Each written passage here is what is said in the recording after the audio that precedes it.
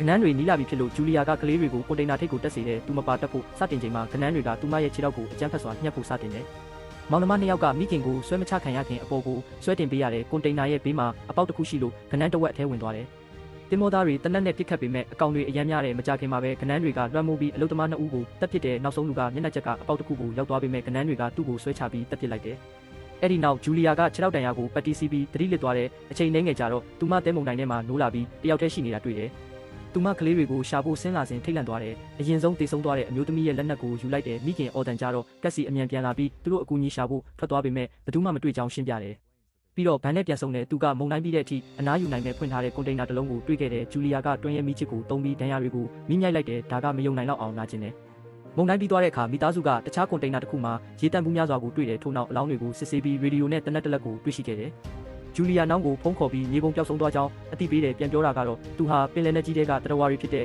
အာထရိုပေါ့တွေရဲ့တိုက်ခိုက်ခြင်းကိုခံရတဲ့အောက်ဆီဂျင်ကသူတို့ကိုယူသွတ်စေတယ်လို့ဖြစ်နေတယ်။နောင်ကသူကရိယာတွေကပင်လယ်ကမြုံမှန်းထားတာထက်ပိုမြန်ပြန်လာမယ်လို့တွက်ချက်ထားတာကြောင့်သူတို့အချိန်နာရီနှဲငယ်ပဲရှိတယ်လို့အမြန်လို့ဖို့မိသားစုကိုပြောတယ်သူမိတုတ်တစ်ချောင်းပစ်လိုက်ပြီးမိသားစုကအဲ့ဒီဘက်ကိုစတင်ရှောက်လန်းတယ်။အကြာကြီးလမ်းလျှောက်ပြီးနောက်မိသားစုကကျိုးနေတဲ့အိမ်သာတစ်လုံးတွေ့ပြီးဗန်ကအဲ့ဒီထဲစီးသွားတယ်သူတို့နောက်ဆုံးမှာအနီးနားကရင်ငုတ်တင်မောကိုမြင်ရပြီးဒါပေမဲ့ရောက်ဖို့အတွက်ကြီးမားတဲ့ကြောက်တုံးစုအဝေးကိုဖျက်ကျော်ရမယ်။သူတို့ဖြတ်တန်းသွားလာနေစဉ်နေရန်တွေစတင်တုန်ခါလာပြီးကြောက်တုံးတွေပြုတ်ကျကကြီးမားတဲ့ကြောက်ပြိုမှုကိုဖြစ်ပေါ်စေတယ်ဂျူလီယာကသူ့ကလေးတွေကိုအချိန်မီတွန်းထုတ်ပြီးကြေမွမှုကနေရှောင်ရှားဖို့နောက်ဆုတ်လိုက်တယ်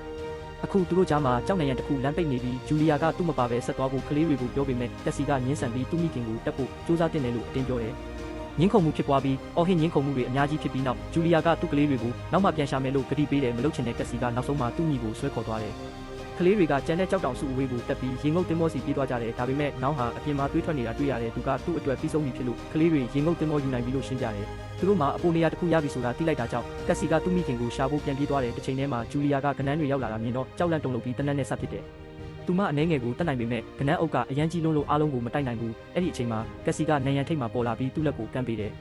ဒါကြောင့်ဂျူလီယာကသူ့တန်ရာရနေတဲ့ခြေထောက်နဲ့တက်နိုင်သမျှအမြန်ဆုံးတက်တယ်ကက်စီရဲ့အကူအညီနဲ့သူမဟိုဘက်ချမ်းကိုရောက်ပြီးရင်ငုတ်တင်မောစီအတူတူပြေးကြတယ်။ဗန်ကအမိုးပေါ်မှာရက်ပြီးသူ့မိသားစုတက်နေစဉ်ကနန်းတွေအာယုံပြန့်သွားစေဖို့တနက်နဲ့ဆက်ပစ်တဲ့ကနန်းတွေကနောက်ရဲ့အလောင်းကိုတွေ့ပြီးချက်ချင်းစားတောက်ကြတယ်။ဂျူလီယာတနက်ကိုယူပြီးကလေးတွေကိုအထဲဝင်စေရင်ဆက်ပစ်နေတဲ့သူတို့လုံခြုံသွားတဲ့အခါကြီးကုံသွားတာကိုသိလိုက်ရတယ်။ဒါကြောင့်ကနန်းတွေကိုတနက်ပစ်ပြီးကလေးတွေနဲ့အတူအထဲဝင်လိုက်တယ်။မိသားစုကတကားကိုတေချာပိတ်ပြီးကတင်းပေါက်ကနေကနန်းတွေရင်ငုတ်တင်မောကိုဝိုင်းရနေတာကိုကြည့်ကြတယ်။အဲ့ဒီအချိန်မှာပင်လယ်နောက်ဆုံးပြန်လာတယ်။ဒါကြောင့်၃ယောက်သားထိုင်ကုန်တွေစီအလင်းစလိုသွားပြီးလက်ချင်းမတွဲခင်ကပတ်တွေပက်ကြတယ်။မကြခင်မှာဒေါသထွက်နေတဲ့လိုင်းတွေရင်ငုတ်တင်မောကိုထိမှန်ပြီးပက်ပစ်လိုက်ရဂျူလီယာဖြစ်ပျက်ခဲ့တာတွေပုံရိပ်ရောင်မြင်ပြီးကက်စီအန်တယ်။မကြခင်မှာပဲအတန်ပြဲပြန်လာပြီးမိသားစုကိုတတိလစ်သွားစေတဲ့အချိန်နှဲငယ်အကြာမှာဂျူလီယာနဲ့ကလေးတွေနိုးလာပြီးသူတို့အသက်ရှင်နေကြောင်းအတီးပြုတော့ပျော်ရွှင်သွားကြတယ်။သူတို့တကားကိုဖွင့်ပြီးထွက်ကြည့်တော့လိုင်းတွေကရင်ငုတ်တင်မောကိုပျက်စီးနေတဲ့မြို့တစ်မြို့မှာပစ်ချထားတာကိုတွေ့ရှိရတယ်။ဒါကအသက်ရှင်ဖို့နဲ့ပြန်လည်တည်ဆောက်ဖို့မျှော်လင့်ချက်ရှိတယ်လို့ပြောချင်တာဖြစ်ပါတယ် အရန်ချစ်တယ်နော်